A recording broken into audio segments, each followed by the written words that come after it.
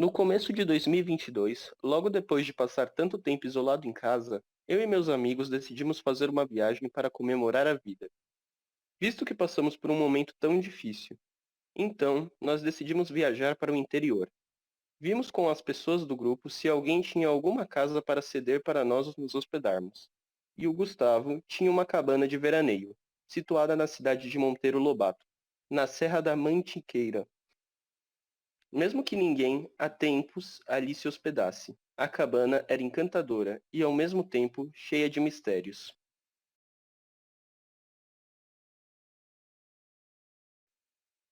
Assim, nesse ambiente, eu e meus amigos, em um certo passeio que fizemos para o centro da cidade, encontramos um senhor que perguntou se nós estávamos hospedados na cabana de veraneio na Serra da Mantiqueira. Com essa pergunta, ficamos assustados, sabendo que a gente nunca tinha visto esse senhor. Logo em seguida, ele começou a gerar dúvidas de preocupação em nós e começamos a achar estranho. Ignoramos o idoso e ele nos alertou que, para ficarmos espertos, pois naquela chácara nada ficava no controle.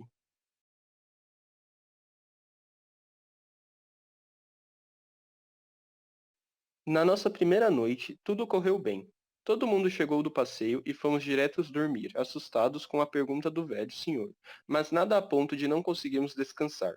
Acordamos no dia seguinte e fomos aproveitar o dia ensolarado. Fomos na piscina, jogamos futebol, vôlei e no final decidimos ir jantar no centro da cidade.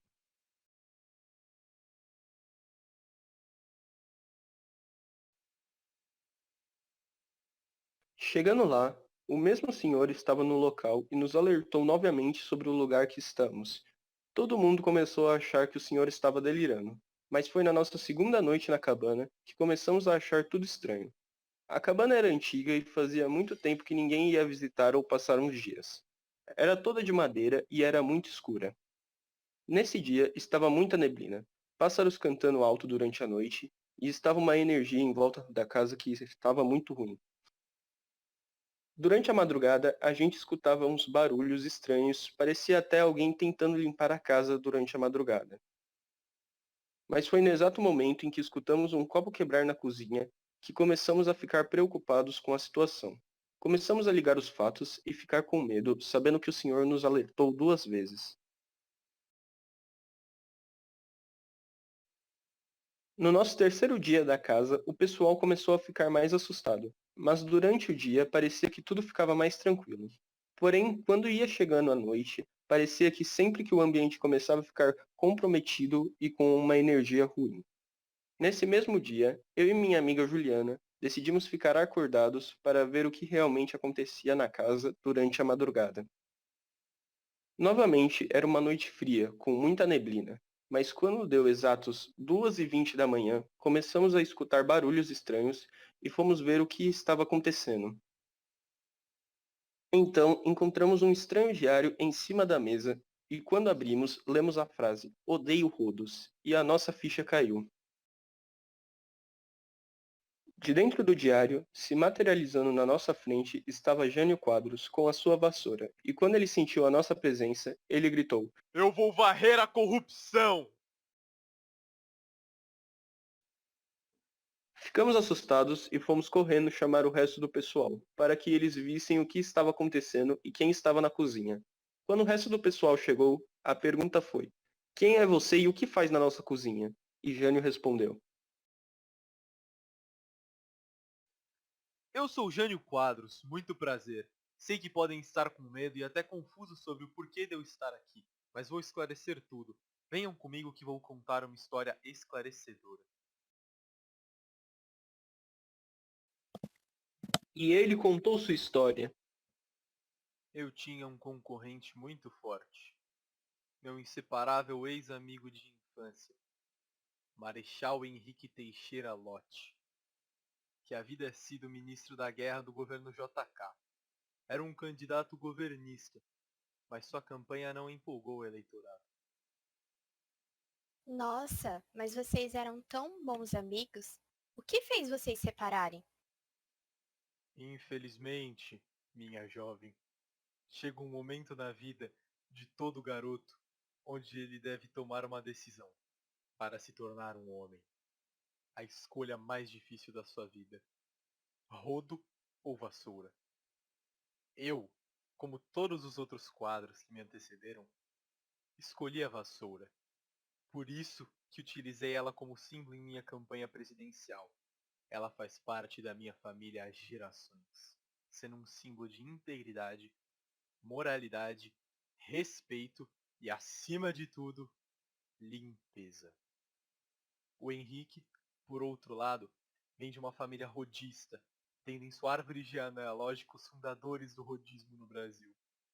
Entretanto, os rodistas são uma seita maligna. Eles são insaciáveis, loucos por poder, corruptos, nefastos, que querem dominar com autoritarismo o Brasil. E principalmente, só servem para retirar água do azulejo. Assim, minha cara Juliana, nossa amizade veio a acabar no momento em que Henrique se mostrou um apoiador dos rodos, já que há gerações os rodistas são inimigos mortais de nós, os vassouristas. Caramba! Então quer dizer que as eleições de 1960 havia muito mais coisas em jogo do que um mandato de 4 anos? Exatamente. O apoio dos rodistas ao Marechal Henrique e dos vassouristas a mim foi inegável. Entretanto, sigiloso, visto que ninguém poderia saber da existência de ambos os grupos. Felizmente, com o apoio da massa popular e a integridade da vassoura, ganhei a disputa presidencial e me tornei o presidente mais votado de toda a história republicana. Mas então, Jânio, por que você renunciou do poder depois de apenas 7 meses de mandato? Ótima pergunta, pequeno Gustavo. Como vocês devem saber, nem tudo na vida são flores. Durante as primeiras semanas de meu governo, sofri inúmeros atentados à minha pessoa por parte dos rodistas, que não conseguiam engolir o fato de que tinham perdido as eleições. Com isso, a minha integridade física sempre estava em perigo. Com o passar do tempo, os atentados só foram piorando, até que, em um dia, no fatídico 25 de agosto de 1961, eu fui raptado. Os rodistas encontraram um jeito de entrar no Palácio da Alvorada e me sequestraram. Depois disso, enviaram uma carta minha dizendo que eu queria renunciar, algo que eu jamais faria pelo meu amado povo brasileiro. E o Congresso aceitou, sem questionar a minha renúncia. E então, me aprisionaram no caderno que vocês encontraram hoje. E agora, vocês me libertaram da maldição que me prendia. Caramba, Jânio, olhando agora, depois de toda essa história, eu vejo que você não era o presidente, o herói que o Brasil queria, mas sim o herói que o Brasil precisava.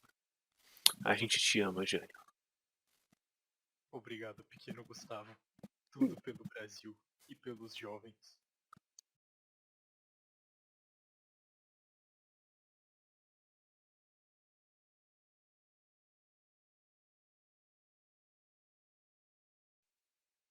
E então, dias se passaram. Na real, para ser mais exato, meses. E quando Gustavo, até hoje, vê ou ouve falar sobre o verdadeiro herói do Brasil, ele se derrama em lágrimas. E nesse exato dia, após contar essa história de 30 anos atrás para seus filhos, ele sempre, antes de dormir, presenteia sua foto de Jânio Quadros com um beijo de amor, ouvindo Let It Be dos Beatles. Uma pequena lágrima escorre dos seus olhos e, sem mais pensar, Gustavo já está adormecido e ele dorme tranquilo, sabendo que o Brasil está em boas mãos.